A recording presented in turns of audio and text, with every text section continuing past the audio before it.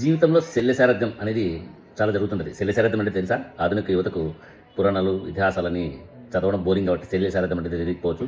శల్య సారథ్యం అంటే మనతోనే ఉంటూ మనల్ని దెప్పి పొడుస్తూ మనల్ని ఒక నెగిటివ్ మైండ్ సెట్లకి పుష్ చేస్తూ మన ఎబిలిటీని తగ్గించడాన్ని శల్య సారథ్యం అంటామంట. అప్పట్లో శల్యుడు అనే రాజు కర్ణుడికి ఆ రకంగా చేస్తూ అతన్ని మానసికంగా కొద్ది కుంగిపెట్టేట్టు చేశారు. సో నవ్వేడేస్ అట్లాంటి శల్య సారథ్యానికి కొదువే లేదు. మన చుట్టుపక్కల ఫ్రెండ్స్, మనం మాట్లాడే ఫ్రెండ్స్, మన చుట్టుపక్కల ఉండేవాళ్ళు, ఆ పక్కింటోళ్ళు, ఈ పక్కింటోళ్ళు, మన ఇంట్లో వాళ్ళు, బయట వాళ్ళు.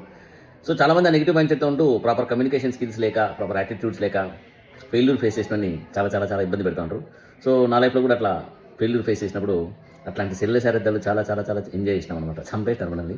కాబట్టి అవన్నీ ఉంటాయి. మన యాటిట్యూడ్ స్ట్రాంగ్గా ఉండాలి, మన సంకల్పం స్ట్రాంగ్గా ఉండాలి, మన గోల్ కరెక్ట్గా ఉండాలి. తోసి చేసుకుని వెళ్ళిపోవడమే. అబ్బాటి వీడియోలు ఫస్ట్లో చేసినప్పుడు వీడికి ఏమైనా తిక్క, సుగిల, ఏంది కామెడీ చేసుకుంటా, సుగిల్ పనులు చేసుకుంటా అని చెప్పి రకరకాల కామెంట్లు చేసినారు.